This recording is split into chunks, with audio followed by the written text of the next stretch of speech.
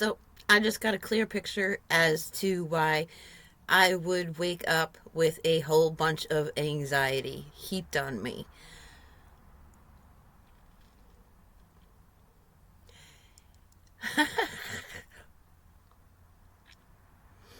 At the core of my being is ease, grace, fearlessness, softness, acceptance.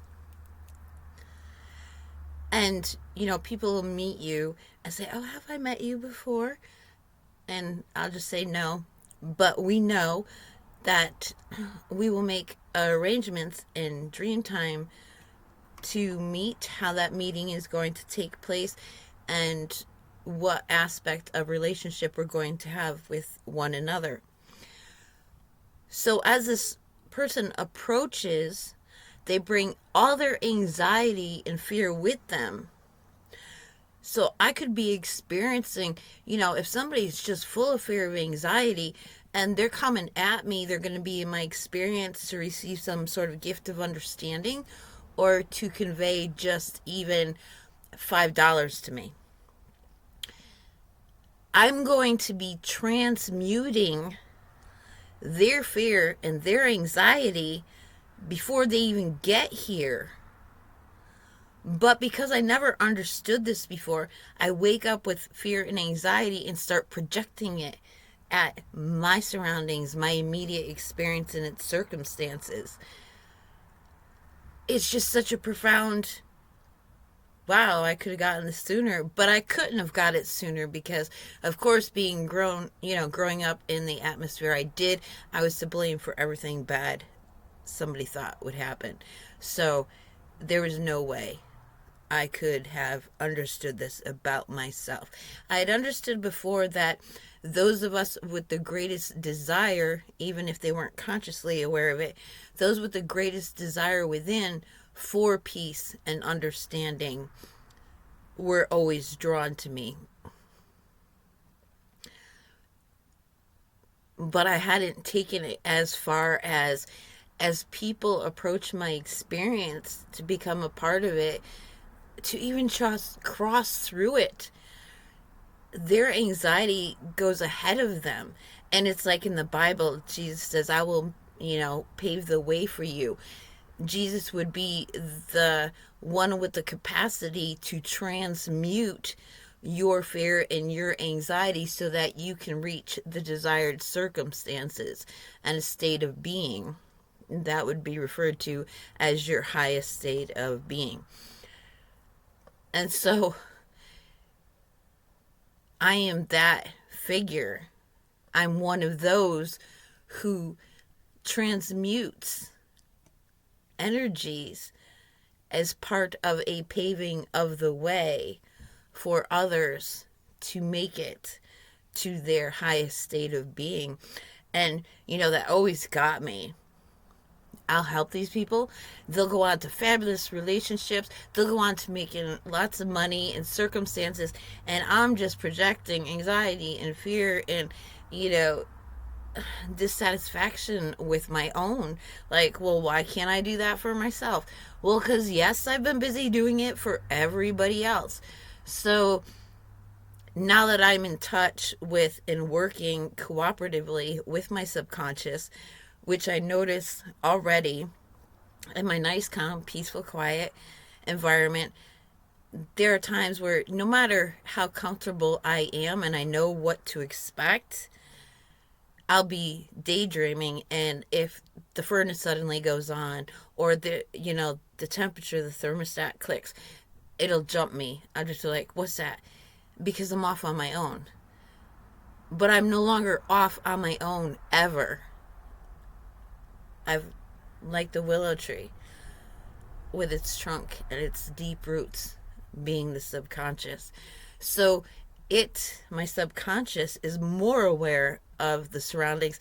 It can probably pick up when my furnace is going to go on well before it does.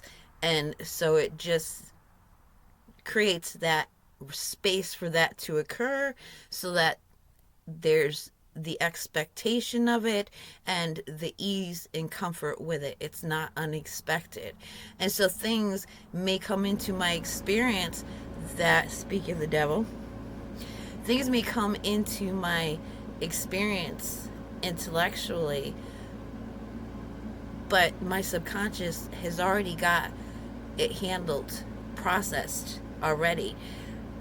And that explains why I've had some seriously phenomenal experiences in my life. Like, I look down, like I'll sense time has paused, and look down, and my daughter's face down in the water.